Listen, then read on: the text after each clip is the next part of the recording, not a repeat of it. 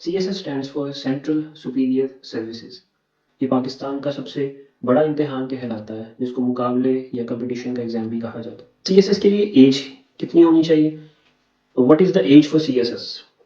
CSS के लिए 21 से 30 साल की एज लिमिट है। कोई भी स्टूडेंट जो यकम जनवरी को, एक साल की यकम जनवरी को 21 साल का हो जाता है, वो CSS के लिए एलिजिबल होता है और 30 साल की उम्र तक उसकी एलिजिबिलिटी रहती है। अगर यकम जनवरी को आपकी उम्र 30 साल से ज़्यादा है तो उस साल आप CSS के एग्ज़ाम में अपियर नहीं हो सकते।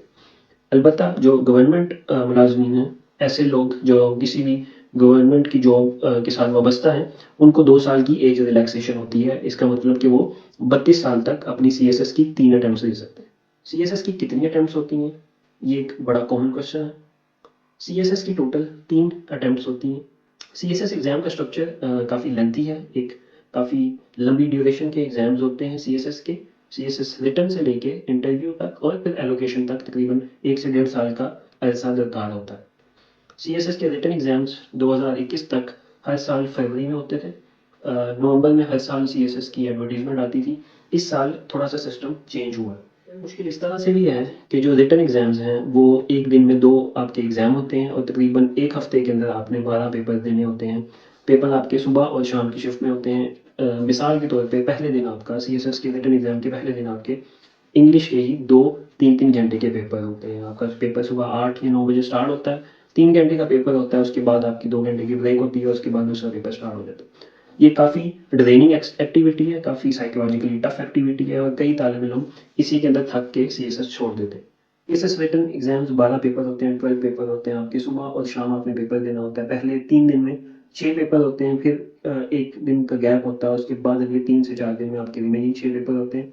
आपके पास बिल्कुल रिवीजन का टाइम नहीं होता, आपके पास बिल्कुल रेस्ट करने का टाइम नहीं होता। अब आप सिर्फ आके सो सकते हैं। आप उस दौरान सिर्फ हाइलाइट्स को और आउटलाइंस को रिवाइज कर सकते हैं। तो जो CSS की तैयारी है वो CSS के पेपर शुरू होने से पहले आपकी ख़त्म हो चुकी होती है। उन 6 से 7 दिन में आपने सिर्फ उस एक्सटेंसिव सी एक हेल जर्नी को इंजॉय करना है और अपने माइंड को बिल्कुल फ्रेश रखना है, क्योंकि एक के बाद दूसरा पेपर, दूसरे के बाद तीसरा पेपर जब आप देंगे तो आप मेंटली काफ़ी एग्जॉस्ट हो जाते हैं।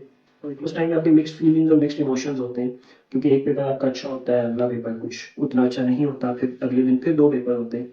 तो एक नर्व्स की और साइकोलॉजी की एक गेम है CSS एग्जाम्स में। जो रिटन पोर्शन है उसमें आपको 12 पेपर पास करने पड़ते हैं। You have to pass 12 exams, जिसमें से 6 जो आपके सब्जेक्ट्स होते हैं वो कंपलसरी होते हैं और 6 ऑप्शनल्स होते हैं। कंपलसरी सब्जेक्ट का मकसद मतलब ये है कि आपने वो 6 जो सब्जेक्ट्स हैं वो आपने लाजमी रखने हैं और लाजमी पास भी करने हैं। कंपलसरी सब्जेक्ट की जो पास परसेंटेज है वो 100 में से 40 मार्क्स हैं। तकरीबन आपने 40% नंबर लेंगे तो आप CSS के अंदर रिटन के अंदर क्वालिफाई करेंगे। CSS के कंपलसरी सब्जेक्ट्स में इंग्लिश ऐसे और इंग्लिश प्रेसी जो है उनका रोल सबसे ज़्यादा है। तकरीबन 17,000 में से या आपके टोटल कैंडिडेट्स में से 80 to 90% स्टूडेंट्स जो हैं वो इंग्लिश के पेपर के अंदर फेल हो जाते हैं और कंपटीशन से बाहर हो जाते हैं। इसके बाद आपके पास सब्जेक्ट्स इस्लामियात, Pakistan studies, current affairs 100 marks के होते हैं और फिर एक लास्ट सब्जेक्ट आपका एवरीडे साइंस, जनरल साइंस भी जिसको बोलते हैं, वो 100 नंबर का पेपर होता है। जनरल साइंस के पेपर के अंदर आपके 40% जो मार्क्स हैं वो मैथ्स के और बेसिक अरिथमेटिक के होते हैं। तकरीबन 60% मार्क्स जो है आपके जनरल साइंस के अंदर एवरीडे साइंसेस के होते हैं, जिसके अंदर biological science, physical science, chemistry और इस तरह और कंप्यूटर साइंसेस के सवाल मौजूद। ऑप्शनल सब्जेक्ट्स के लिए FPSC ने तकरीबन 40 से 50 सब्जेक्ट्स का एक कंपेंडियम प्रोवाइड किया है। उसमें से हर कैंडिडेट ने उन 40 सब्जेक्ट्स में से तकरीबन 6 सब्जेक्ट अपने सेलेक्ट करने होते हैं ऑप्शनल्स के। ऑप्शनल की आगे फर्दर ग्रुपिंग की जाती है, वो हम आने वाली सीरीज के अंदर देखेंगे कि ऑप्शनल्स के ग्रुप क्या है और ऑप्शनल सब्जेक्ट को कैसे चुनें।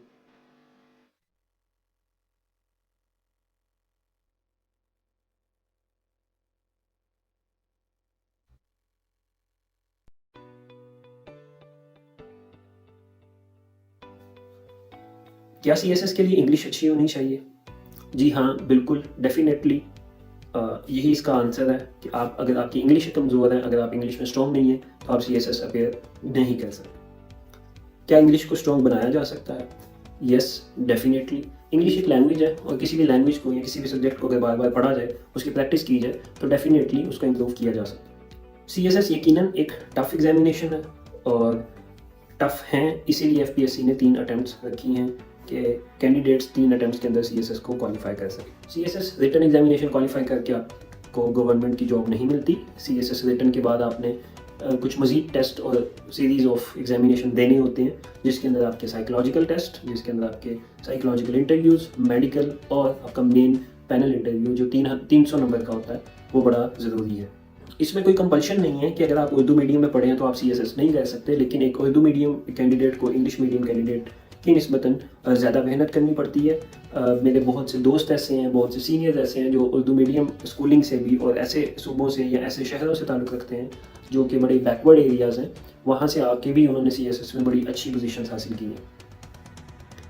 अगर आपकी स्कूलिंग अच्छी हो, अगर आप किसी अच्छे स्कूल से पढ़े हैं, अगर आप किसी अच्छे कॉलेज से या यूनिवर्सिटी से पास आउट किए हैं, तो आपके चांसेस यकीनन बढ़ जाते हैं, क्योंकि आपका जो बेसिक थिंकिंग प्रोसेस होता है, आपका बेसिक थॉट प्रोसेस होता है, आपका एक्सप्रेशन, आपकी इंग्लिश वो पहले से ग्रूम होती है बनिस्बत एक ऐसे कैंडिडेट के जिसने बिल्कुल अभी उर्दू मीडियम से पढ़ा है या उसने बिल्कुल सिंपल BA की है या बेसिक ग्रेजुएशन की है। उसको जो मेहनत है वो बाकी कैंडिडेट से ज़्यादा करनी पड़ती है। इसका ये मतलब नहीं है कि ऐसे कैंडिडेट्स जिन्होंने सिंपल BA की है वो पास नहीं करते, लेकिन दूसरे कैंडिडेट से उनको ज़्यादा मेहनत करनी पड़ती है। मेरे अपने 7 साल के एक्सपीरियंस में मेरा ये तजुर्बा है कि CSS कोई एक दिन का काम नहीं है। इवन जब मैंने अपनी पहली अटैम्प्ट 2015 में फर्स्ट अटैम्प्ट में ही क्वालिफाई कर लिया था, क्लियर कर लिया था, तो मैंने 6 महीने पढ़ा था। लेकिन वो 6 महीने सिर्फ उन 6 महीनों की बेस पे मैं कामयाब नहीं हुआ था। उससे पहले एक लंबा ड्यूरेशन था। मेरे स्कूल, कॉलेज, यूनिवर्सिटी से मेरा एक्सपोजर, मेरा इंग्लिश राइटिंग स्किल्स, मेरे ऐसे राइटिंग स्किल्स वो आहिस्ता आहिस्ता ग्रूम होते जा रहे थे। इसकी बेसिस के ऊपर मेरा CSS करना कुछ आसान हो गया था। तो मेहनत आपको काफ़ी लंबे ड्यूरेशन के लिए करनी पड़ती है। CSS की तैयारी कहाँ से शुरू की जाए? CSS की तैयारी आप जितनी जल्दी स्टार्ट कर सकें उतना बेहतर है, लेकिन CSS की तैयारी में ये नहीं है कि आप सिर्फ CSS की तैयारी करेंगे। आपकी जो बेसिक डिग्री है, जो भी आपकी फील्ड है, जो आपका कैरियर है, आप उसके ऊपर फोकस करें। और साथ साथ अगर आप ग्रेजुएशन में हैं, इवन कुछ लोग ग्रेजुएशन से पहले भी माइंड बना लेते हैं, तो ऐसे तमाम लोग जो ग्रेजुएशन से पहले CSS की तैयारी करना स्टार्ट करते हैं या करना चाहते हैं, तो उनके लिए सजेशन यही है कि वो न्यूज़पेपर डेली पढ़ना स्टार्ट कर दें। इंग्लिश न्यूज़पेपर कोई भी अच्छा डेली पढ़ना स्टार्ट करें, इंग्लिश राइटिंग की प्रैक्टिस डेली स्टार्ट करें, और यहाँ से उनकी जर्नी स्टार्ट होती है जब तक वो ग्रेजुएट नहीं कर लेते, ग्रेजुएशन नहीं कर लेते, तब तक।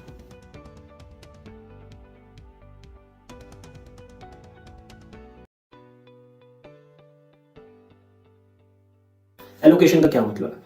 एलोकेशन का मतलब ये है कि अगर आपने CSS के तमाम पेपर पास कर लिए हैं, आपने 12 रिटन एग्जामिनेशन आपने क्लियर कर लिए हैं, आपने मेडिकल क्लियर कर लिया, आपने साइकोलॉजिकल रिटन क्लियर कर लिए हैं, आपने साइकोलॉजिकल एक्टिविटीज़ जिसमें speech, Urdu speech, English speech, Urdu group discussion और आपके कमांड टास्क आते हैं, और फिर मेन आपका साइकोलॉजिकल इंटरव्यू और मेन पैनल इंटरव्यू आता है। ये तमाम स्टेजेस पार करने के बाद भी आपकी रैंकिंग बनती है और आपका मेरिट नंबर बनता है। उस रैंकिंग और उस मेरिट नंबर की बेस के ऊपर गवर्नमेंट जब अपनी सीट्स अनाउंस करती है तो बच्चों की रैंकिंग साथ मार्क की जाती है। हर सूबे की उस सूबे के कोटे और सीट्स के अकॉर्डिंग एलोकेशन फिर डिसाइड की जाती है। हो सकता है पंजाब का स्टूडेंट कोई ऐसा हो जो कि मेरिट में और रैंकिंग में बाकी सूबों से ऊपर हो रैंकिंग वाइज, लेकिन क्योंकि उनकी सीट्स कम है या उस पर कंपटीशन टफ है तो उसकी एलोकेशन नहीं होगी। CSS क्वालिफाई करना एक चीज़ है। CSS क्वालिफाई करने के बाद आपको रिजल्ट कार्ड मिलता है, आप CSS क्वालिफायर होते हो, आप अपनी रिज्यूम या CV में मेंशन कर सकते हैं कि आपने CSS क्वालिफाई किया है, the biggest exam of Pakistan. But आपको 17 स्केल की सीट एलोकेट नहीं होती, क्योंकि सीट्स का और पासिंग का रिलेशन थोड़ा सा डिफरेंट है। पंजाब के जो कैंडिडेट्स हैं उनके लिए मेरी एडवाइस यही है कि वो जब रिटर्न की तैयारी करें तो उसको फर्स्ट स्टेप से लेके लास्ट स्टेप तक अपने मद्देनज़र रखें कि हमने इंटरव्यू भी क्लियर करना। तो आपके जो ऑब्जेक्टिव्स हैं, आपके जो फैक्ट्स एंड फिगर्स हैं, आपकी जो फाइंडिंग्स हैं, वो स्टार्ट से ही काफ़ी स्ट्रॉन्ग होने चाहिए। CSS में हर सूबे का कुछ कोटा होता है, हर सूबे की सीट्स डिवाइडेड होती हैं। अगर आप पंजाब से हैं तो आपने टॉप 150 के अंदर आना है एलोकेशन के लिए। अगर आप टॉप 150 के अंदर नहीं आते तो आपके चांसेस बहुत स्लिम हैं कि आप क्वालिफाई तो आप ऑलरेडी कर चुके होते हैं, आपको कोई सीट मिलेगी। रिकमेंडेड बुक्स कौन सी हैं? मेरी सजेशन ये है कि आप एक रिकमेंडेड बुक FPSC की पढ़ें, एक या 2 रिकमेंडेड बुक्स पढ़ें FPSC की। और FPSC ने अपने सिलेबस के नीचे आउटलाइंस के नीचे रिकमेंडेड बुक्स दी होती हैं, सजेस्टेड रीडिंग्स और रिकमेंडेड बुक्स। उसमें से आप 1 या 2 ऐसी बुक्स चूज़ करें हर सब्जेक्ट की, और एक बुक आप किसी लोकल पब्लिशर की, किसी एकेडमी की, किसी लोकल राइटर की, किसी नोट से आप उसको पिक कर लें। उसका फ़ायदा ये है कि नोट से, लोकल पब्लिशर की बुक से आपको हेडिंग्स और सब हेडिंग्स मिल जाती हैं, जो कि हमारे बेसिक एजुकेशन स्ट्रक्चर के अंदर हमें पढ़ने की आदत होती है हेडिंग्स और सब हेडिंग्स के साथ। जब आप बेसिक आपको टॉपिक की समझ लग जाएगी कि इसकी हेडिंग क्या है, इसकी सब हेडिंग क्या है, इसको हम किस तरह से इस टॉपिक के अंदर है क्या, उसके बाद आप जब थोड़ा सा पढ़ लेते हैं एक सब्जेक्ट, उसके बाद आप रिकमेंडेड बुक उठाएं जो FPSC की है, और उस FPSC की रिकमेंडेड बुक से अपने जो आपका बेसिक नॉलेज है उसको फिर टॉप अप करें और अपना स्किल अप करें, अपने आर्ग्यूमेंट स्ट्रॉन्ग करें उन तमाम रिकमेंडेड बुक्स। CSS करने के बाद होता क्या है? अक्सर लोगों को सिर्फ यही पता है कि CSS कर लेंगे तो मौज ही मौज होगी। ये कंसेप्ट है सोसाइटी का। CSS नो डाउट पाकिस्तान की सबसे प्रेस्टिजियस और प्रिविलेज सर्विसेज है। क्या CSS करके असिस्टेंट कमिश्नर लग जाते हैं? जी हाँ, CSS करके असिस्टेंट कमिश्नर लगा जा सकता है, आप असिस्टेंट कमिश्नर बन सकते हैं, लेकिन आप ज़रूरी नहीं है कि आप CSS करके ASP या AC ही बनेंगे। CSS पास करने के बाद आपके रैंकिंग और आपके मेरिट के अकॉर्डिंग 12 महकमों में आपको किसी न किसी जगह मिलेगी, अगर आपकी एलोकेशन होती है। अगर आपकी एलोकेशन नहीं होती तो उन 12 के 12 महकमों में भी आपको जगह या सीट नहीं मिलेगी।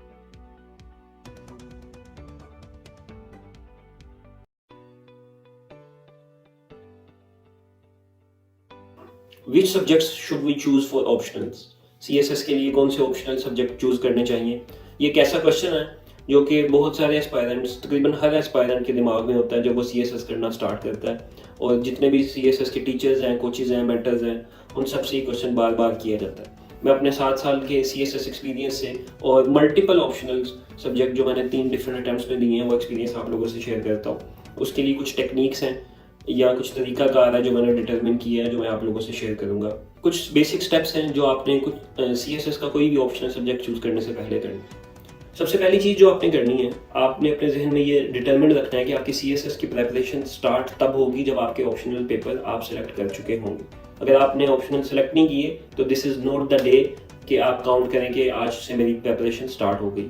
The day you select your optionals, उस दिन से आपकी CSS प्रेपरेशन स्टार्ट होगी। The first thing you need to do to select optional is कि आपने FPSC की वेबसाइट पे जाना है और PDF फॉर्मेट के अंदर FPSC की वेबसाइट पे सिलेबस पड़ा हुआ है, वो सॉफ्ट कॉपी में डाउनलोड करना है और उस सारे सिलेबस को गो थ्रू करना है। सिलेबस गो थ्रू करने का मकसद ये है कि आप ऐसे सब्जेक्ट्स जो कि आप ऑप्शनल्स रखना चाहते हैं, आप उनको सर्कल करें, उसको हाईलाइट करें, उसको कॉपी कर लें किसी वर्ड डॉक्यूमेंट में, अगर आपके पास हार्ड कॉपी में है तो उसको हाईलाइट करें, और फिर उन ऑप्शनल सब्जेक्ट्स के सिलेबस को थॉरोली आपने स्टडी करना है।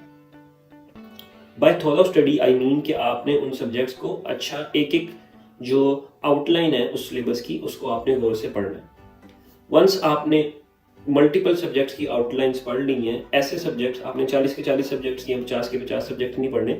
अगर आपको लग रहा है कि कोई स्पेसिफिक ऑप्शनल सब्जेक्ट आपकी फील्ड से रिलेटेड नहीं है या आपकी डिग्री से रिलेटेड नहीं है, तो आप उस सिलेबस से, FPSC के सिलेबस से कुछ 8 से 10 सब्जेक्ट्स को हाईलाइट करें जो कि आपको इंटरेस्टिंग साउंड कर रहे हो। उन 8 से 10 सब्जेक्ट्स की आपने फिर आउटलाइन पढ़नी है।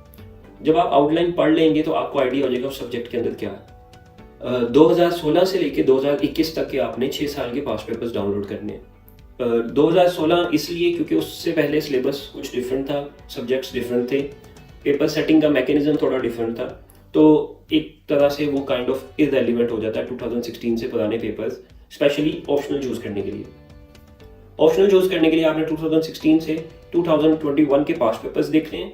एक साइड पे आपने आउटलाइंस रख लेनी है और दूसरे साइड पे आपने उन पास्ट पेपर्स को रखना है। अब आपने उन पास्ट पेपर्स को भी थॉरोली स्टडी करना है, और जैसे जैसे आप उस क्वेश्चन को पढ़ते जाएंगे, उनके क्वेश्चन को पढ़ते जाएंगे, आपने अपने दिमाग के अंदर आंसर सोचते रहना है कि इसका मैं आंसर दे सकता हूँ या दे सकती हूँ कि नहीं।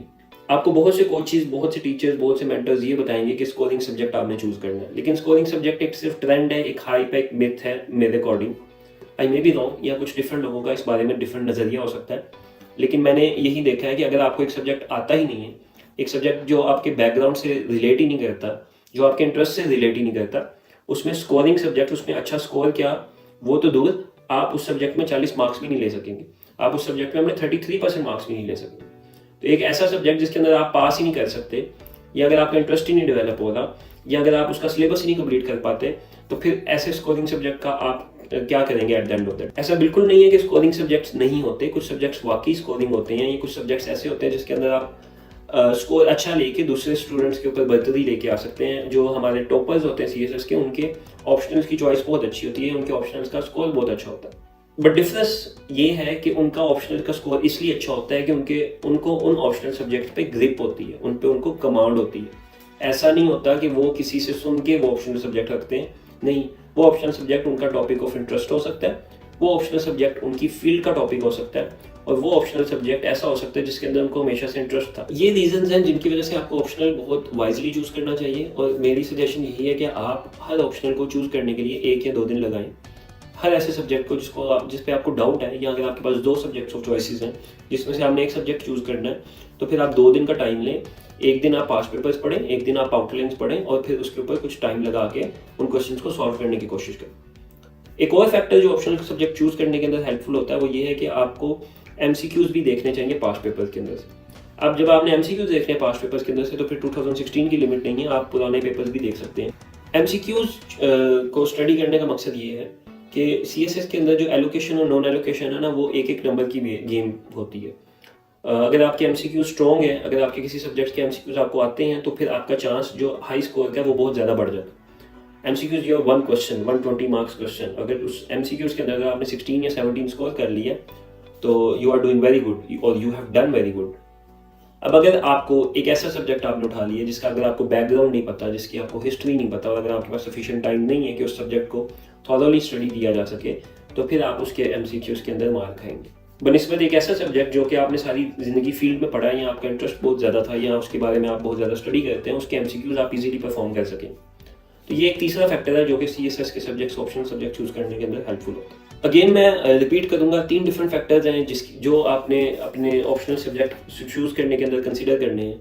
नंबर 1 फैक्टर इज एफपीएससी का सिलेबस डाउनलोड करना है, सिलेबस की सारी आउटलाइंस पढ़नी है। फैक्टर नंबर 2 इज आपने अपने पास्ट पेपर्स डाउनलोड करने हैं 6 साल के, और उन 6 साल के पास्ट पेपर्स के अंदर से क्वेश्चंस रीड करने हैं और उनको आंसर करने की कोशिश करनी है। नंबर 3 इज आपने एमसीक्यूज का कंपेंडियम डाउनलोड करना है। आपको डिफरेंट फेसबुक ग्रुप से या डिफरेंट यूट्यूब वीडियो से मिल जाएगा। अभी आने वाली वीडियोस के अंदर एक वीडियो इस चीज़ के ऊपर भी बेस करेगी कि आप कैसे टेक्नोलॉजी को यूज़ करके ये सारी इन्फॉर्मेशन हासिल कर सकते हैं। तो नंबर 3 थिंग इज कि आपने एमसीक्यूज देखने और एमसीक्यू चूज करने। जिस सब्जेक्ट में आपको लगे कि आपका इंटरेस्ट डेवलप हो गया है, जिस सब्जेक्ट को लगे कि हाँ ये सब्जेक्ट मैं कर सकता हूँ, वो सब्जेक्ट आपने चूज कर लेना। और ऐसा सब्जेक्ट जिसके अंदर आपका इंटरेस्ट ही नहीं डेवलप हो रहा, फॉर एग्जाम्पल एक बड़ा कॉमन सब्जेक्ट है international law.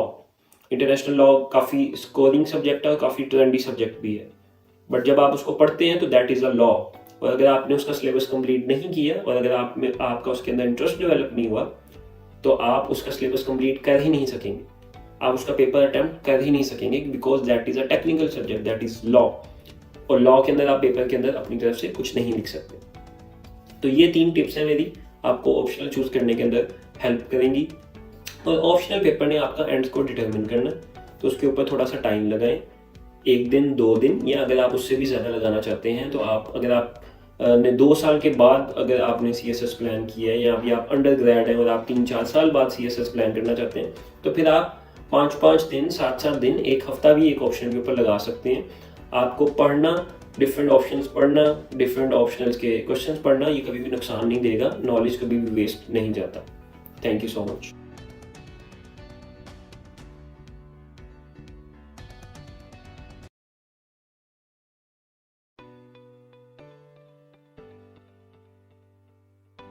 How to start CSS preparation.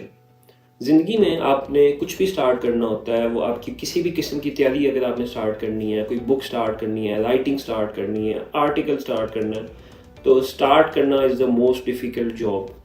Start कहाँ से करना है ये उससे भी मुश्किल है। इस वीडियो में आपको मैं गाइड करूँगा कुछ ऐसे स्टेप्स जिससे आपकी सीएसएस की प्रेपरेशन स्टार्ट करना आसान हो जाएगी।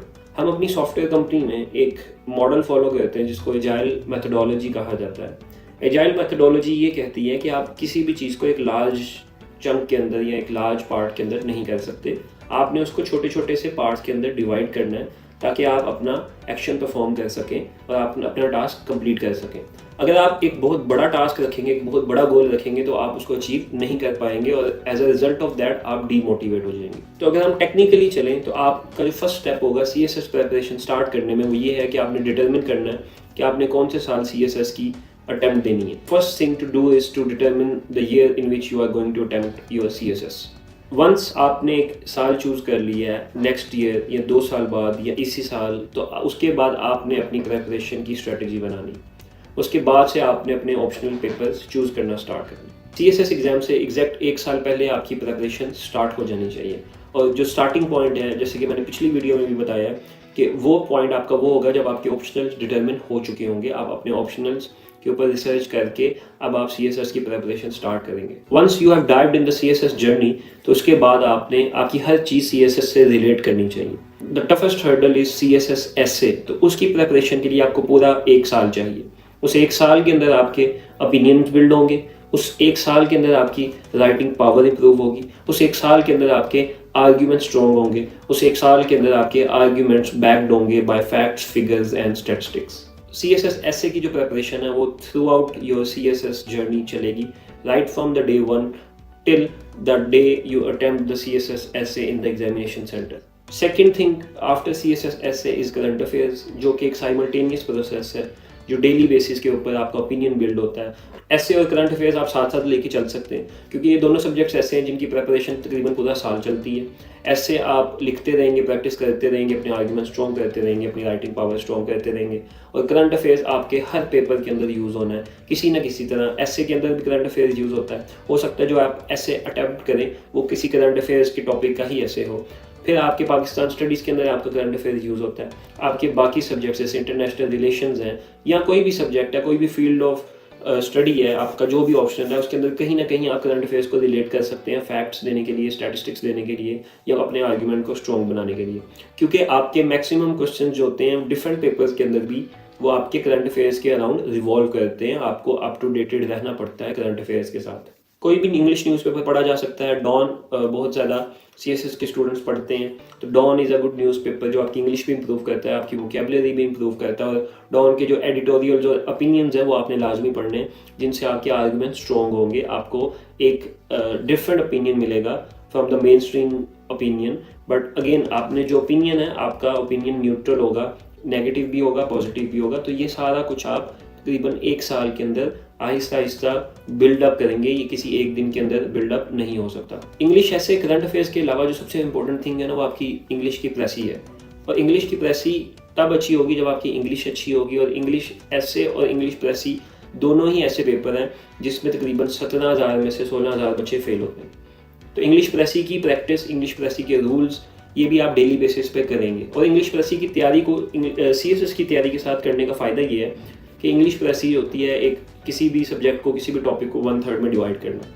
तो जब आप एडिटोरियल्स, ओपिनियंस पढ़ेंगे और अपने नोट्स बनाएंगे, अपनी हाइलाइट्स बनाएंगे, तो आपके लिए बड़ी हेल्पफुल होगी वो डेली की प्रैक्टिस। और at the end of the day in the examination और 1 मंथ बिफोर एग्जामिनेशन वो सारी प्रेसिस जो आपने डिफरेंट टॉपिक्स की लिखी होंगी वो ना सिर्फ आपकी प्रेसी में हेल्प करेंगी बल्कि आपको रिवीजन के अंदर नोट्स में भी हेल्प करेंगी। आपने डिफरेंट टॉक शोज देखने हैं, आपने डिफरेंट एडिटोरियल्स पढ़ने हैं, डिफरेंट ओपिनियंस पढ़ने हैं, डिफरेंट कॉलम्स पढ़ने हैं, और इन सब से आपने अपने आर्ग्यूमेंट स्ट्रॉन्ग करने हैं, आपने डिफरेंट फैक्ट्स उठाने हैं। डिफरेंट इंटरनेशनल सर्वेज आपने पढ़ने हैं, जो आपको स्टैटिस्टिक्स अवेलेबल है इंटरनेट के ऊपर जेन्युइन वेबसाइट से। मैं आने वाली वीडियोस के अंदर ऐसी वेबसाइट्स भी बताऊंगा जहां से आपने फैक्ट्स एंड फिगर्स कलेक्ट करने हैं। तो ऐसी तमाम चीज़ें जो आपने डिफरेंट सोर्सेज से कलेक्ट की होंगी वो आपका एक कंप्लीट पूरे साल का आपके नोट्स, आपके आउटलाइंस बनती जाएंगी आपकी सॉफ्ट कॉपी में या हार्ड कॉपी के अंदर, जो आपको लास्ट मंथ में, अगर फेब में एग्जाम होते हैं तो जनवरी में, वो आपको हेल्प करेंगी। इसके साथ साथ आपने क्या करना है, एमसीक्यूज फिल करना स्टार्ट करने हैं। आप हर सब्जेक्ट की जो भी आप प्रिपरेशन कर रहे हैं उसके साथ साथ आप कुछ टाइम निकाल के डेली बेसिस के ऊपर एमसीक्यूज परफॉर्म करेंगे। Each and every mark is important, especially for Punjab candidates. This statement is coming from someone who has cleared CSS twice but couldn't get allocation. तो it means कि एक एक number important है, और उसके लिए आपको जितनी ज़्यादा मेहनत कर सकें आप, वो आपने करनी है। आपका MCQs का जो बैंक है वो आप डेली बेसिस पे परफॉर्म करेंगे। डिफरेंट सब्जेक्ट्स का MCQs का बैंक, डेट, फैक्ट्स, फिगर आप डेली बेसिस पे परफॉर्म करेंगे। 2020 में और 2021 में जो इंटरव्यूज़ हुए हैं वो स्ट्रिक्टली MCQ बेस्ड थे, क्विज बेस्ड थे। कोई ओपिनियन नहीं लिया गया, कोई इसके अंदर सजेशंस नहीं लिए गए, सिर्फ MCQ टाइप इंटरव्यूज़ हुए हैं। फाइनल इंटरव्यूज़ 2022 में और 2021 में। 2022 से पहले जो इंटरव्यूज़ होते थे वो ओपिनियन बेस्ड होते थे, जैसा कि आप डिफरेंट यूट्यूब चैनल्स के ऊपर देखते हैं। इस तरह के ओपिनियन और क्विज बेस्ड इंटरव्यू होते थे जिसके अंदर टोकन क्वेश्चंस भी पूछे जाते थे बट साथ ओपिनियंस भी पूछे जाते थे। अब 2021 और 2020 में जो पैनल था वो सिर्फ क्विज क्वेश्चंस पूछता है, सिर्फ एमसीक्यूज टाइप क्वेश्चन पूछता है, और वो आप लोगों की फिंगर टिप्स पे होने चाहिए।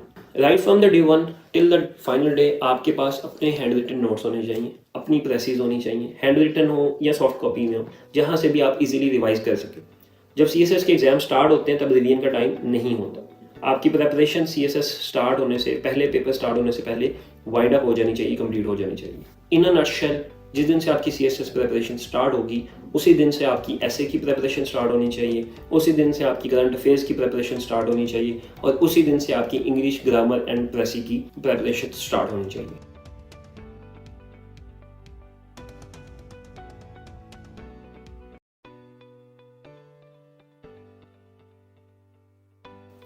Because it's a world full of technology, because if it's an era that revolves around technology, throughout our days and throughout our nights we are working on cell phones, cellular phones, smartphones, and using different type of technologies, TV and antenna. So technology की help कैसे ली जाए CSS करने में? आप अपना जो भी platform है, आपका जो भी प्लेटफॉर्म है जो आप डेली बेसिस पे यूज़ करते हैं, जो भी टेक्नोलॉजी या जो भी आपका सोशल मीडिया प्लेटफॉर्म आप डेली बेसिस पे यूज़ करते हैं, believe me that can help you in achieving your CSS। इस वीडियो के अंदर मैं आपसे डिफरेंट टूल्स और different social media platforms discuss करूंगा, उनको आप कैसे यूटिलाइज कर सकते हैं CSS का एम अचीव करने के लिए। सबसे पहले यूट्यूब आता है आपके पास। यूट्यूब के ऊपर आप सिंपली सर्च करें हाउ CSS के कीवर्ड्स लिख के हर बेसिक क्वेश्चन, ये वीडियो भी आप यूट्यूब पे देख रहे हैं, हर बेसिक क्वेश्चन, हर आपका क्यूरी आपको यूट्यूब के ऊपर एक रिलायबल रिसोर्स के साथ मौजूद मिलेगी। इवन CSS के बेसिक क्वेश्चंस के अलावा तमाम ऐसे क्वेश्चंस या तमाम आपके टॉपिक्स जो आपके डिफरेंट सब्जेक्ट्स के हैं वो आपको यूट्यूब के ऊपर मिल जाएंगे। आने वाली वीडियोस के अंदर मैं एक प्रॉपर वीडियो बनाऊंगा जिसके अंदर ऐसे तमाम चैनल जो CSS का बहुत अच्छा कंटेंट रखते हैं, ऐसे तमाम इंटरनेशनल चैनल जो आपके ऑप्शनल सब्जेक्ट्स के अंदर हेल्प कर सकते हैं, वो उस वीडियो के अंदर शेयर किए जाएंगे। सेकंड प्लेटफॉर्म जो कि डेली बेसिस पे यूज़ किया जाता है वो फेसबुक है। फेसबुक के ऊपर मल्टीपल पेजेस और मल्टीपल ग्रुप्स हैं जो कि डिफरेंट मेंटर्स और डिफरेंट टीचर्स और डिफरेंट आपके कोचेज ने स्टार्ट किए हुए हैं। उन तमाम पेजेस के ऊपर आप फ्री ऑफ कॉस्ट जाके हर तरह का मटेरियल डाउनलोड कर सकते हैं और हर तरह की हेल्प ले सकते हैं। आपके तमाम क्वेश्चंस का वहाँ पे आपको आंसर मिल सकता है। तो जब आप सोशल मीडिया के ऊपर डिफरेंट CSS के ग्रुप ज्वाइन करेंगे, तो जब आप लॉगिन किया करेंगे, आपकी जो टाइमलाइन है, जो आपकी न्यूज़ फीड है, उसके ऊपर CSS से रिलेटेड कंटेंट ही चलेगा। फेसबुक और यूट्यूब का एल्गोरिथम इट वर्क्स इन अ वे कि आप जो भी सर्च करेंगे या आपके जो भी कीवर्ड्स होंगे वो आपको उससे रिलेटेड स्टफ दिखाएगा। तो अगर आपने CSS को डिफरेंट जगह पे सर्च किया है, या आपने कुछ वीडियो CSS की यूट्यूब पे देखी हैं, या फिर इंटरनेशनल रिलेशंस की देखी हैं, या फेसबुक पे डिफरेंट ग्रुप्स ज्वाइन किए हैं, तो उन तमाम उनका एल्गो आपको खुद ही सजेस्ट करेगा CSS की वीडियोस, जो कि आप फ्री ऑफ कॉस्ट खुद ही प्रिपरेशन करने के लिए इस्तेमाल कर सकते हैं। थर्ड आपका सोर्स इंस्टाग्राम है। इंस्टाग्राम पे भी वो तमाम जो चैनल्स हैं, वो तमाम मेंटर्स, कोचेस जो आपको फेसबुक पे मिलेंगे वो इंस्टाग्राम पे भी मिलेंगे, और इंस्टाग्राम पे भी सिमिलर पैटर्न पे आप जो भी सर्च करेंगे आपको उसका कोई ना कोई पेज, आपको उसका कोई ना कोई इंस्टा प्रोफाइल मिल जाएगा, और आपकी सर्च के अंदर, सर्च एल्गोरिथम के अंदर भी CSS रिलेटेड फैक्ट्स फिगर्स आ जाएंगे। एक और प्लेटफॉर्म जो मैं यूज़ करता था CSS की स्टडी के लिए वो था पिंटरेस्ट। पिंटरेस्ट के ऊपर आपको CSS रिलेटेड स्टफ उस तरह से नहीं मिलेगा, लेकिन आपको हर टॉपिक ऑफ चॉइस के ऊपर कोई ना कोई आपको एक पिन के अंदर, जो पिंटरेस्ट का फॉर्मेट है, एक इन्फोग्राफिक के अंदर आपको उस टॉपिक की बेहतरीन इन्फॉर्मेशन मिल जाएगी। आप VN के लिए वो इन्फोग्राफिक्स यूज़ कर सकते हैं, अपनी पेपर प्रेजेंटेशन बेहतर बनाने के लिए उन इन्फोग्राफिक्स से हेल्प ले सकते हैं। इसके अलावा आपके पास मल्टीपल इंटरनेशनल मैगजीन्स, अगर आप सिंपली गूगल पे जाके किसी भी इंटरनेशनल मैगजीन के साथ PDF लिखें, या किसी भी इंटरनेशनल टॉपिक के साथ मैगजीन लिख के PDF लिख दें, तो आपको उसका मैगजीन अवेलेबल हो जाएगा। इसी तरह आप डिफरेंट, आपके पास मंथली मैगजीन्स आते हैं, डिफरेंट वेबसाइट्स हैं, डिफरेंट इंटरनेशनल और नेशनल वेबसाइट्स हैं, जिनके ऊपर आपको अच्छा खासा CSS का कंटेंट मिल सकता है। इसके ऊपर भी एक कंप्लीट वीडियो बनाऊंगा मैं। एक और सोशल मीडिया प्लेटफॉर्म है ट्विटर के ऊपर अपना अकाउंट बनाएं, और ऐसे तमाम लोग जो कि CSS पास कर चुके हैं या CSS क्वालिफाइड हैं, PMS क्वालिफाइड हैं, कॉमन ट्रेनिंग के अंदर हैं, स्पेशल ट्रेनिंग के अंदर हैं, फील्ड के अंदर हैं, सीनियर ब्यूरोक्रेट्स, आप उन सबको फॉलो करें। उनसे, उनके ट्वीट से आपको काफ़ी ज़्यादा बेहतर इनपुट मिलती है, उनके ट्वीट से आपको थॉट्स मिलेंगे, डिफरेंट टाइप ऑफ नैरेटिव्स मिलेंगे, कुछ आपको पॉजिटिव लगेंगे, कुछ नेगेटिव लगेंगे, but different set of narratives जो हैं वो आपके आर्ग्यूमेंट्स को स्ट्रॉन्ग बनाएगा। इसी तरह पॉलिटिशियंस को, इंटरनेशनल पॉलिटिशियंस को, US प्रेसिडेंट्स को आप ट्विटर पे फॉलो कर सकते हैं। इस सबसे होगा क्या, जब आपने सारे सोशल मीडिया के ऊपर आपने CSS रिलेटेड स्टफ को लाइक किया होगा, सब्सक्राइब किया होगा, तो फिर आपकी CSS जर्नी में जब आप फ्री टाइम पे, लेजर टाइम में भी आप बैठ के इन चैनल्स को देखेंगे तो आपको कुछ ना कुछ इन्फॉर्मेशन मिलेगी जो आपकी तैयारी के अंदर आपकी हेल्प करेगी। एक लास्ट ऐप, एक बोनस ऐप, मोबाइल ऐप है जो मैं आपको बताऊंगा जो आप CSS के लिए हेल्प कर सकते हैं, उसका नाम है क्विज़अप। क्विज़अप एक इंटरनेशनल ऐप है, एक ऐसी ऐप है जिसको डिज़ाइन किया गया है इन अ मैनर कि वहाँ पे आप डिफरेंट क्विज परफॉर्म करते हैं, डिफरेंट टॉपिक्स के ऊपर क्विज परफॉर्म करते हैं और एक दूसरे के साथ, दोस्तों के साथ चैलेंजेस कर सकते हैं। It's a fun plus informative app, लेकिन CSS के स्टूडेंट्स के लिए बड़ी हेल्पफुल है क्योंकि उसके ऊपर हर टॉपिक के क्विज मिलेंगे। अगर आपने आज कोई टॉपिक प्रिपेयर किया है तो आप उस टॉपिक को वहाँ पे सर्च करें, आपको उसका क्विज मिल जाएगा, उस सब्जेक्ट का क्विज मिल जाएगा। और अगर आप 2 या 3 पार्टनर हैं या अगर आप ग्रुप ऑफ स्टूडेंट्स हैं तो आप एक दूसरे को डिफरेंट क्विजेस के अंदर चैलेंज कर सकते हैं और आपको स्कोर भी मिलेगा, वो एक फन एक्टिविटी भी बन जाएगी और उसके साथ साथ आपका जो MCQ बैंक है और MCQ प्रेपरेशन है वो बहुत स्ट्रॉन्ग हो जाएगी। इन अ नटशेल, ऐसे तमाम प्लेटफॉर्म जो आप डेली सोशल मीडिया पे यूज़ करते हैं, यूट्यूब, फेसबुक, इंस्टाग्राम, ट्विटर और मोबाइल एप्लीकेशंस लाइक क्विज़अप, ये सारी आपको CSS की प्रेपरेशन में हेल्प करेंगे।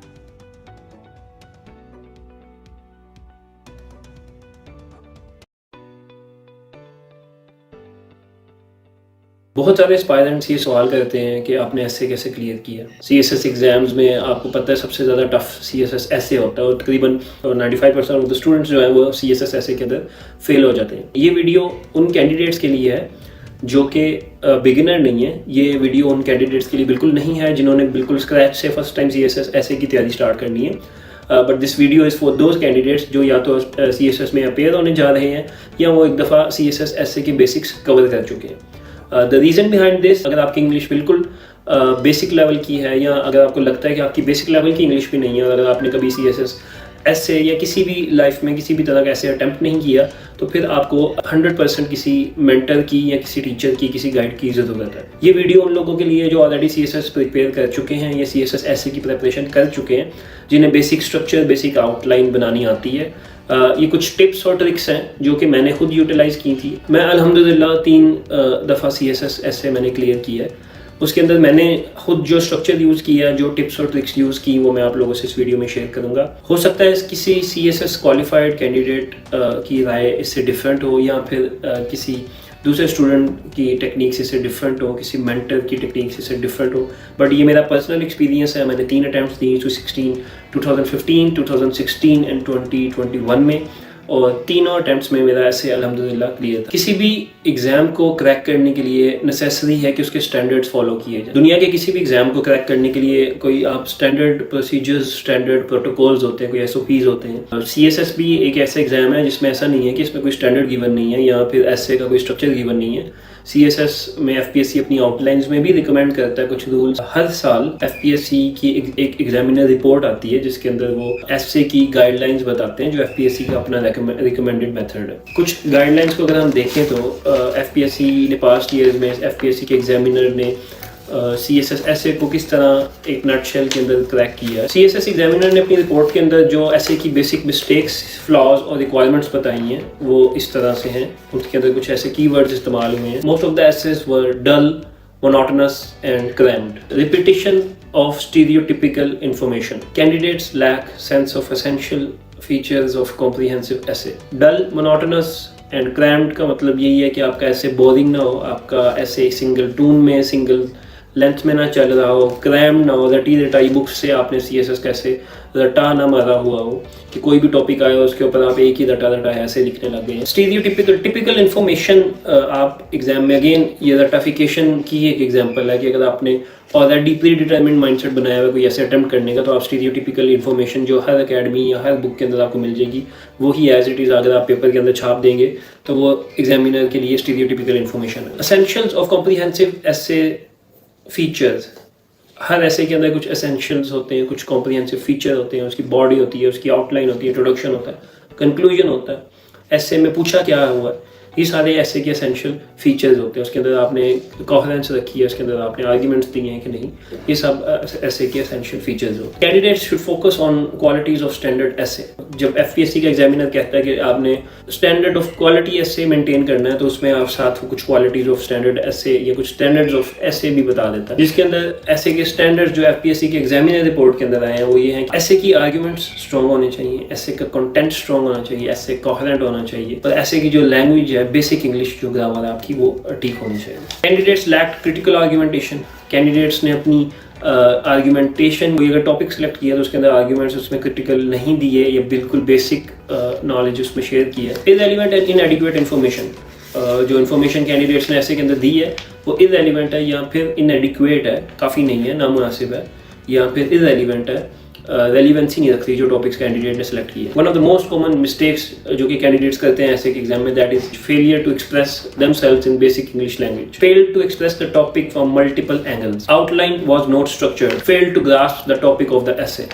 ये जो लास्ट 3 बातें एग्जामिनर कहता है, इसके अंदर इसका मतलब है कि अगर उसके कैंडिडेट को टॉपिक स्टेटमेंट समझ नहीं आई। कुछ कैंडिडेट्स जो बिल्कुल नॉन सीरियस कैंडिडेट्स होते हैं, फर्स्ट टाइम सीएसएस अटेम्प्ट कर रहे होते हैं, वो आउटलाइन ही नहीं ड्रॉ करते, और आउटलाइन एफपीएससी ने अपने एग्जामिनर रिपोर्ट के अंदर मांगी है, तो it is mandatory. Multiple angles missing थे, इसका ये मतलब है कि मल्टीपल एंगल से आपने positive, negative, political, social, economical, इस तरह के तमाम एंगल्स आपने ऐसे के अंदर कवर करने। एक लास्ट चीज जो एग्जामिनर ने रिपोर्ट के अंदर मेंशन की है, उसके अंदर एग्जामिनर कहता है कि the essay is lacked research based facts. Research based facts आपने डालने, जब भी आपने आर्ग्यूमेंट देना है, तो अगर आप किसी चीज़ के बारे में, अगर आप कोई पॉपुलेशन के बारे में बता रहे हैं, या अगर आप एजुकेशन के मसाइल बता रहे हैं, या पॉपुलेशन के मसाइल बता रहे हैं, या अगर आप डेमोक्रेसी के बारे में कुछ लिख रहे हैं, कोई भी आप चीज़ लिख रहे हैं, कोई भी ऐसे लिख रहे हैं, टेररिज्म का रेट बता रहे हैं, तो आपके पास कुछ बेसिक फैक्ट्स होने चाहिए अपने आर्ग्यूमेंट्स को बैक करने के लिए। अगर आप ये कहते हैं कि वॉर इन टेररिज्म के बाद पाकिस्तान के हालात ज़्यादा ख़राब हो गए, मुआशी हालात ज़्यादा ख़राब हो गए, या सुसाइड बॉम्बिंग ज़्यादा स्टार्ट हो गई, तो you should have some argument to back this, तो you should have some facts to back this कि 2001 में 9/11 से पहले पाकिस्तान में, टोटल पाकिस्तान की हिस्ट्री में जो सुसाइड बॉम्ब्स थे वो बहुत लिमिटेड थे। इसमें आपने एक चीज़ का ख्याल रखना है कि ऐसे और रिपोर्ट में डिफरेंस होता है। इतने ज़्यादा फैक्ट्स, फिगर्स और स्टैटिस्टिक्स नहीं डाल देने कि वो ऐसे ना लगे, बल्कि वो एक रिपोर्ट लगे, ठीक है। ये आपका डिफरेंस होता है ऐसे में और रिपोर्ट के अंदर। ऐसे के अंदर आप नॉमिनल और जहाँ पे असेंशियल है वहाँ पे लाजमी फैक्ट चेक डालें, आप वहाँ पे फैक्ट्स के साथ अपना आर्ग्यूमेंट बैक करें, बट ये ना लगे कि आपने ऐसे नहीं लिखा, ग्रामर नहीं लिखी, बट आपने सिर्फ एक facts and figures and statistics की रिपोर्ट दे दी। जैसे कि मैंने वीडियो के स्टार्ट में कहा कि ये वीडियो उन कैंडिडेट्स के लिए जो ऑलरेडी प्रिपेयर्ड हैं, ये बेसिक स्ट्रक्चर फॉलो कर चुके हैं, तो ये सारी बातें वो हैं जो एग्जामिनर ने अपनी रिपोर्ट के अंदर मेंशन की हैं। और बहुत सारे कैंडिडेट्स ऐसे हैं जिनको ये पता ही नहीं होता कि एफपीएससी की कोई एग्जामिनर की रिपोर्ट होती भी है, और अगर होती है तो उसके अंदर उसने क्या डिमांड किया। तो ये मैंने आपको कुछ एक्सट्रैक्ट बताए हैं पिछले 5 साल की एग्जामिनर रिपोर्ट से, जिन चीज़ों का ख्याल रखना बहुत नेसेसरी है, स्पेशली ऐसे पेपर के अंदर।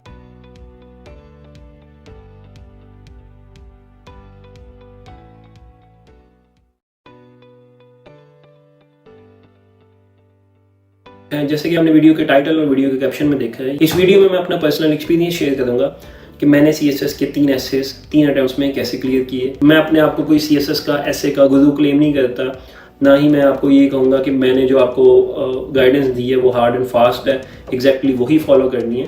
बट ये मेरे अपना पर्सनल एक्सपीरियंसेस हैं जो मैं आप लोगों से शेयर कर रहा हूँ, क्योंकि मैंने इन्हीं चीज़ों को यूटिलाइज़ किया 3 अटेम्प्ट्स में, और अल्हम्दुलिल्लाह अल्लाह ताला ने मुझे कामयाबी दी, ये अल्लाह ताला का खास कदम है। कुछ बातें ऐसी जो मैंने अपने पर्सनल एक्सपीरियंस में 3 एसेस के अंदर, 3 ऐसे पेपर के अंदर, 3 दफ़ा जो मैंने पास किया उसके अंदर मैंने इन चीज़ों का ख्याल रखा।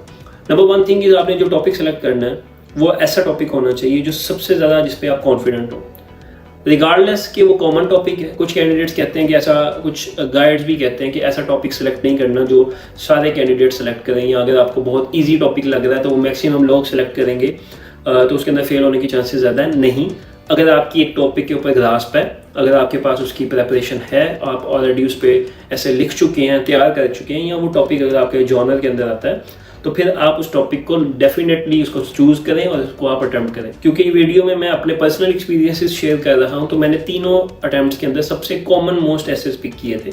इस दफ़ा भी 2021 के टाइम में भी मैंने ग्लोबलाइजेशन का टॉपिक चूज किया, जो कि 80 to 90% of the student population ने चूज किया था।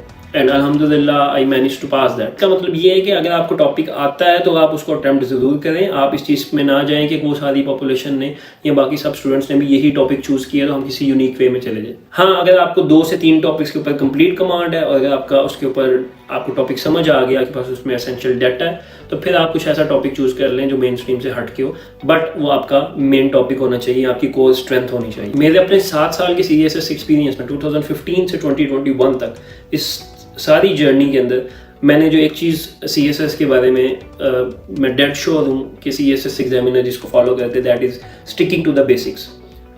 आपके बेसिक्स ठीक है तो आपके ऊपर इमारत खड़ी होगी। इट्स जस्ट लाइक आपकी बेस अच्छी है तो ऊपर बिल्डिंग स्ट्रॉन्ग बनेगी। अगर आपकी बेस वीक है तो बिल्डिंग आप जितनी मर्जी स्ट्रॉन्ग बना लें वो सस्टेन नहीं करेगी। तो आपने हमेशा बेसिक्स से जाना है, क्लासिकल वे, कन्वेंशनल वे से जानना है, और उसके ऊपर अगर आप जितनी ज़्यादा मेहनत करें, जितना ज़्यादा आप एफर्ट कर सकते हैं, जितनी आपकी कमांड अच्छी है उसके ऊपर उसको उतना फिलअप कर लें, लेकिन आपने बेसिक से डेविएट नहीं करना। अगर आप basic English grammar, basic sentences में अगर आप अपना लॉजिकल वे में, कॉन्फिडेंट वे के अंदर अगर आप आर्ग्यूमेंट प्रेजेंट कर सकते हैं, जो बात आपसे टॉपिक में पूछी गई है उसके ऊपर आप ऐसे लिख सकते हैं, अपने हर पैराग्राफ के अंदर बात को क्लियरली समझा सकते हैं, इवन दो कि अगर वो बेसिक इंग्लिश में ही क्यों ना हो, तो आप अपना ऐसे क्लियर कर लेंगे। कुछ ऐसे स्टूडेंट्स भी होते हैं जो कि फ्रेजेस यूज़ करने के लिए, डिफ़िकल्ट सिनोनिम्स, एंटोनिम्स यूज़ करने के लिए, डिफ़िकल्ट वोकेबलरी अपनी एक्सप्रेस करने के लिए, फ्लॉरी इंग्लिश लिखने के लिए ऐसे के अंदर सिर्फ इस चीज़ पे फोकस करते हैं कि उनका जो ऐसे है वो एक्सेप्शनल इंग्लिश वर्ड्स, फ्रेजेस और एक्सेप्शनल इंग्लिश लाइन्स उसके अंदर इस्तेमाल की जाएँ जो कोहेरेंट ना हो, जो कि सेंस ही ना बनती हो, या अगर आपको यूज़ ही नहीं करना आता, सिर्फ ज़बरदस्ती आपने फ्रेज फिट कर दिया है, तो ये बहुत नेगेटिव जाता है। मैंने अपने तीनों एसेज के अंदर बिल्कुल क्लासिकल वे में, कन्वेंशनल वे में, सिंपल टॉपिक को समझ के और उसके ऊपर कोई बेसिक इंग्लिश के अंदर एसेज लिखे थे। हाँ, जहाँ कोटेशन यूज़ होती थी वहाँ कोटेशन यूज़ की, बट एक्सेसिव कोटेशन यूज़ नहीं की। एंडिंग कोटेशन से मैंने किए अपने ऐसे, और किसी फैक्ट्स एंड फिगर से कंक्लूजन पे मैंने टाइम लगा के लिखा, बट अगेन कोई बहुत ज़्यादा एक्स्ट्राऑर्डिनरी इंग्लिश लैंग्वेज यूज़ नहीं की, क्योंकि वो कभी कभी नेगेटिव चली जाती है अगर आप उसका सही इस्तेमाल नहीं कर सके। अगर आप बिल्कुल बिगिनर लेवल के ऊपर हैं, अगर आपने बेसिक कवर कर लिया है, तो आप रेगुलरली 1 साल या 6 महीने का अगर आपके पास ड्यूरेशन है, तो आप अपनी ऐसे राइटिंग की प्रैक्टिस रेगुलरली करें और ऐसे को किसी मेंटर को, किसी गाइड को, किसी टीचर को लाजमी चेक करवाएं। अगर आपका CSS एग्ज़ाम 2-3 महीने के बाद है या इवन 2-3 हफ्ते के बाद है, तो मिनिमम आपने 3 एसेज आपने लाजमी लिखने। पेपर से पहले सिर्फ 3 एसेज लिखने, बहुत ज़्यादा नहीं, लेकिन 3 ऐसे आपने 2.5 घंटे कमरा बंद करके, रूम बंद करके, लाइब्रेरी में या किसी भी ऐसी जगह पे जो कि आपको एग्जामिनेशन सेंटर जैसा एनवायरनमेंट प्रोवाइड करे, वहाँ पे बैठ के डेडिकेटेड 2.5 घंटे आपने ऐसे लिखना है। जब आप प्रैक्टिस एसेज लिखेंगे तो आपने अपने आप को कोई भी प्री डिटरमिन्ड ऐसे का टॉपिक सेलेक्ट नहीं करना, आपने पास्ट पेपर उठाना है, उसके अंदर से 10 ऐसे देखने हैं और आपने उसी टाइम उन 10 ऐसे में से अपना एक टॉपिक चूज करना है जो कि आप एग्जैक्टली पेपर वाले दिन परफॉर्म करेंगे, या इसी तरह से आप पेपर वाले दिन परफॉर्म करते हैं कि आपके हाथ में पेपर आता है, आप सारे टॉपिक्स को देखते हैं और उसके बाद फिर आप ऐसे चूज करते हैं कि आपने किस टॉपिक पे ऐसे लिखना है। प्रैक्टिस सेशंस के अंदर भी जो आपने 3 एसेज लिखने हैं 2.5 घंटे के, उसके अंदर भी आपने इसी तरह से टॉपिक उसी टाइम पे चूज कर। मैं बार 2.5 घंटे इसलिए कह रहा हूँ कि आप 2.5 घंटे का अपना टाइम फ्रेम रखेंगे ऐसे को कंप्लीट करने में, ही तभी आप ऐसे कंप्लीट कर सकेंगे। जब आपके हाथ में क्वेश्चन पेपर आता है उससे लेके 30 से 40 मिनट तक आप अपनी आउटलाइन ड्रॉ करते हैं। कुछ ऐसे कैंडिडेट्स जिनका टॉपिक ऑफ चॉइस उनको उसी टाइम पे समझ आ जाता है कि ये हमने ऐसे प्रिपेयर किया और ये ऐसे आ गया पेपर के अंदर, तो फिर वो रन टाइम पे ही उसकी आउटलाइंस स्टार्ट वाले पेज से ही लिख देते हैं। बट इसका एक रिकमेंडेड मेथड है, वो रिकमेंडेड उन कैंडिडेट्स के लिए जिन्होंने थोड़ा सा सोच के लिखना होता है, जिन्होंने टॉपिक को ग्रास्प करना है, वो आखिरी पेज के ऊपर अपनी आउटलाइन से भी पहले एक रफ आउटलाइन बना लें और फिर उसको नीट करें। रिमेंबर, जो आप रफ आउटलाइन बनाएंगे वो कंप्लीट कॉम्प्रिहेंसिव आउटलाइन नहीं होंगी, सिंपल आपके पॉइंट्स होंगे जिनको आपने ब्रेनस्टॉर्म किया और फिर उनको आपने कन्वर्ट करना है फर्स्ट पेज के ऊपर आउटलाइन के अंदर। अगर इस सारी एक्टिविटी के अंदर आप 30 से 40 मिनट से ज़्यादा कंज्यूम कर रहे हैं तो ये डिस्टर्बिंग हो सकता है आपके लिए, क्योंकि आपका ऐसे कंप्लीट नहीं होगा। इसीलिए आपको मैंने कहा है कि आपने 2 से 3 एसेज घर के अंदर 2.5 घंटे के अंदर परफॉर्म करने हैं और उसके अंदर एग्जैक्ट एग्जामिनेशन सेंटर वाली एक्टिविटीज़ परफॉर्म करनी है। दैट इज़ आपने टॉपिक वहीं पे चूज करना है, आपने आउटलाइन से पहले प्री आउटलाइन रफ पेज पे बनानी है और फिर आपने आउटलाइंस बनानी है और फिर ऐसे लिखना स्टार्ट करना है। 2 घंटे आपका राइटिंग टाइम होगा। मिनिमम आपके पास 20 मिनट और मैक्सिमम 30 मिनट आपने कंक्लूजन के लिए एंड पे आपने अपने पास सस्टेन्ड रखने हैं। बिल्कुल प्रेशर के अंदर कंक्लूड नहीं करना, बिल्कुल पैनिक होकर कंक्लूड नहीं करना। टाइम मैनेजमेंट आपकी ऐसे होनी चाहिए कि आपके जो एग्जैक्ट वर्ड्स हैं जो रिक्वायर्ड एग्जामिनर से, वो 2 घंटे के रिटन टाइम के अंदर कंप्लीट हो जाए। लास्ट हाफ आवर के अंदर आप ऐसे को खूबसूरत तरीके से सोच समझ के एक अच्छी वे के अंदर आप उसको कंक्लूड करेंगे। अगर आपने कंक्लूड अच्छा नहीं किया तो अनफॉर्चुनेटली आपका ऐसे बेकार हो जाएगा। अगर आप कंक्लूजन नहीं दे सके तो फिर मैक्सिमम चांसेस हैं कि आप ऐसे का पेपर क्लियर नहीं कर सकेंगे, क्योंकि आपकी टाइम मैनेजमेंट भी देखी जा रही होती है कि आप 3 घंटे के अंदर ऐसे को कंक्लूड कैसे कर रहे हैं। जिस भी पॉइंट को आप बैक कर रहे थे थ्रू आउट द ऐसे, उसको आपने फिनिश कैसे किया। Finishing is necessary in the CSS ऐसे। अगर आप फिनिश या कंक्लूड नहीं कर सके तो अनफॉर्चुनेटली आपके जो पास होने के चांसेस हैं वो बहुत ज़्यादा स्लिम हो जाते हैं। Stick to the topic, topic को ग्रास्प करना लाजमी है। ये एग्जामिनर ने अपनी रिपोर्ट के अंदर भी कहा है और मैं आपको अगेन दोबारा बता रहा हूँ कि आपने अपना जो टॉपिक है उसको एसेंशियली समझना है। आपने ये नहीं देखना कि अगर मैंने ग्लोबलाइजेशन तैयार किया तो ग्लोबलाइजेशन पे कुछ भी पूछा है तो मैंने वो जितना टॉपिक अपना तैयार किया था वो सारा का सारा वहाँ पे छाप के आ जाना। ऐसा नहीं करना। इस बार ग्लोबलाइजेशन में काफ़ी बच्चे फेल हुए, बहुत ज़्यादा बच्चे फेल हुए, क्योंकि उन्होंने प्रोज एंड कॉन्स के ऊपर स्टिक नहीं किया। उन्होंने ग्लोबलाइजेशन की अगली पिछली सारी हिस्ट्री लिख दी।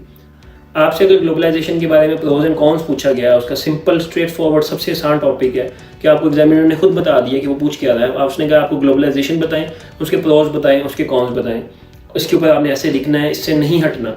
अब आपका जितना ऐसे है वो आपके प्रोज पे होगा और कॉन्स के ऊपर होगा। उसको सब कैटेगरीज में डिवाइड कर लें आप, कैसे ग्लोबलाइजेशन, उसके प्रोज क्या हैं, इकोनॉमिकल एस्पेक्ट्स क्या हैं, उसके जियोग्राफिकल एस्पेक्ट्स क्या हैं, उसके टेक्नोलॉजिकल एस्पेक्ट्स क्या हैं, सोशल एस्पेक्ट्स क्या हैं, उसके प्रोज क्या हैं उनके, और इन्हीं 4 कैटेगरीज के अंदर उसके कॉन्स क्या हैं।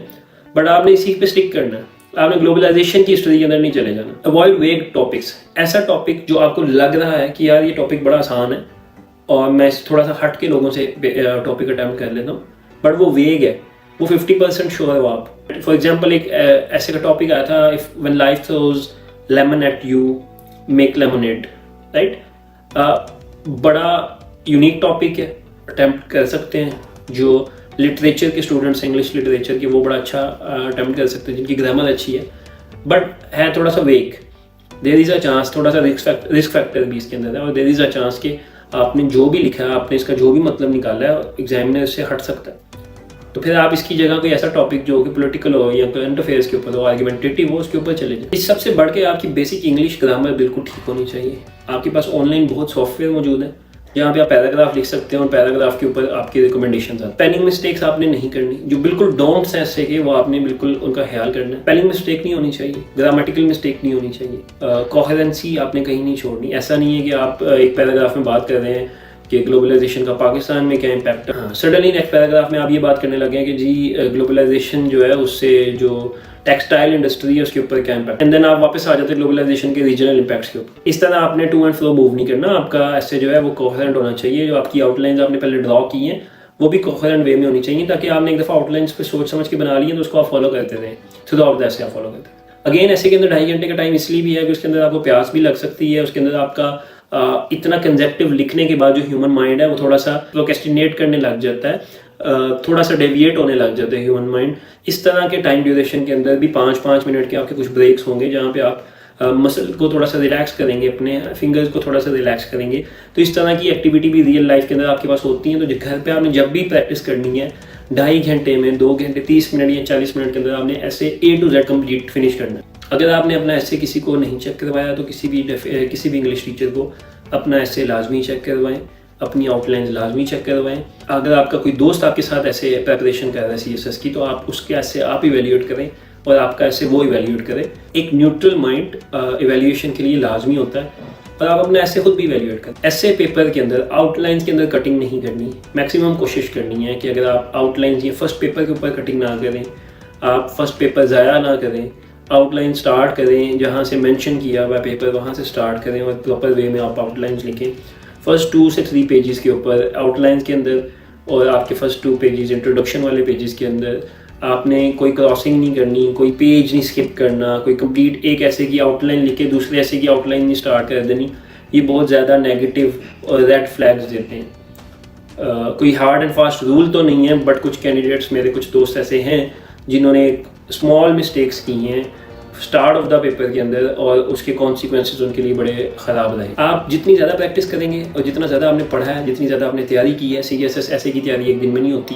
ये थ्रू आउट CSS जर्नी आपने जितनी भी प्रेपरेशन की थी, वो सारी प्रेपरेशन आपकी ऐसे के अंदर यूटिलाइज होगी। आपके जितने आर्ग्यूमेंट्स हैं वो कंक्रीट होने चाहिए, वो आर्ग्यूमेंट स्ट्रॉन्ग होने चाहिए, फैक्ट्स एंड फिगर्स बैक्ड होनी चाहिए। कोई रिसर्च पेपर के आप रेफरेंसेस दे सकते हैं, कोई पॉलिटिकल पेपर्स, कोई पॉलिटिकल मैगजीन्स आपने इंटरनेशनल पढ़े हैं, उसकी एग्जांपल्स दी जा सकती हैं, बट हर आर्ग्यूमेंट को बैक आप बड़े स्ट्रॉन्ग वे में करेंगे। इन अ नटशेल एग्जामिनर रिपोर्ट्स को आप लाजमी पढ़ें, जो एग्जामिनर ने रिपोर्ट के अंदर उन्होंने बातें बताई हैं उनको आप फॉलो करें, स्टैंडर्ड एसे की टेक्निक्स को फॉलो करें, आउटलाइंस आपने लाजमी बनानी है, इंट्रोडक्शन और कंक्लूजन आपने लाजमी लिखना है, इंट्रोडक्शन और कंक्लूजन पे आपने टाइम लगाना है। अगर आपने ऐसे कंक्लूड नहीं किया तो there is a high chance कि आप ऐसे क्लियर नहीं कर सकेंगे। ऐसे की प्रैक्टिस के लिए मिनिमम 3 ऐसेज आपने पेपर से पहले, कुछ दिन पहले, कुछ वीक्स पहले लिखना स्टार्ट करने हैं। प्रैक्टिस ऐसे आपने 2.5 घंटे के अंदर लिखना है और 2.5 घंटे के अंदर आपने स्टार्ट से एंड तक फिनिश करना है। टॉपिक के ऊपर आपकी ग्रास्प 100% होनी चाहिए। अगर आपको हल्का सा भी डाउट है टॉपिक के अंदर और आपके पास कोई दूसरा टॉपिक मौजूद है तो आप ऐसा टॉपिक चूज करें जो कि क्लियर हो आपको। CSS ऐसे में कोई ब्रेक है CSS का, इसके अंदर रिस्क नहीं लेना, इसके अंदर आपने जुआ नहीं खेलना, आपने कोई बहुत बड़ा ब्लंट डिसीजन नहीं ले लेना कि ये एक ऐसा टॉपिक है ये सब नहीं करेंगे तो ये टॉपिक मैं कर लूँगा तो मेरे बड़े एक्स्ट्राऑर्डिनरी मार्क्स आएंगे। हाँ, अगर आपको ऐसे उसके ऊपर 110% यकीन है, अगर आप 110% कॉन्फिडेंट हैं तो आप उस ऐसे को अटैम्प्ट करें। अदरवाइज आपने वो टॉपिक अटैम्प्ट करना है जिसके ऊपर आपकी कमांड है। एक ऐसा टॉपिक जो कि वेग है, जो कि क्लियर नहीं है, आपको टॉपिक की भी अंडरस्टैंडिंग नहीं है, बट आपको लग रहा है कि ये टॉपिक ऐसे इस तरफ जाएगा, ये एग्जामिनर ये पूछने की कोशिश कर रहा है, ये आपकी अजम्पशन है, तो ऐसे टॉपिक को आप अवॉइड करें और जिस पे आप 100% श्योर हैं आप वो टॉपिक पिक करें। Again stick to the basics, आप बेसिक्स के साथ स्टिक करें। आपकी ग्रामर अच्छी होनी चाहिए, आपकी स्पेलिंग मिस्टेक्स नहीं होनी चाहिए, आपकी इंग्लिश अच्छी होनी चाहिए। अच्छी इंग्लिश का ये मतलब नहीं है कि आप फ्रेजल वर्ब्स यूज़ करें, उसके अंदर एक्सेसिव फ्रेजल वर्ब्स यूज़ करें। इतने ज़्यादा फैक्ट्स एंड फिगर्स नहीं दे देने कि वो CSS एक ऐसे की जगह रिपोर्ट बन जाए। इतने ज़्यादा फ्लावरी इंग्लिश आपने नहीं ऐड करनी कि वो उसका सेंटेंस स्ट्रक्चर ही ब्रेक हो जाए, वो कोहेरेंस ही ब्रेक हो जाए उसकी। हर पैराग्राफ के अंदर एक आपका आर्ग्यूमेंट होगा, उसकी एक्सप्लेनेशन होगी और उसकी एक एग्जाम्पल होगी। ये तमाम ऐसे की टेक्निक्स हैं। CSS से रिलेटेड मजीद वीडियोस के लिए चैनल को सब्सक्राइब करें। CSS के अलावा प्रोडक्टिविटी की, टाइम मैनेजमेंट की और स्टडी टिप्स की वीडियोस भी इंशाल्लाह हम लोग जल्दी बनाएंगे। अपना फीडबैक कमेंट्स के अंदर लाजमी दें और ऐसे रिलेटेड या CSS रिलेटेड कोई क्वेश्चन है या अगर आप कोई वीडियो देखना चाहते हैं तो आप लाजमी कमेंट के अंदर मेंशन करें। Thank you.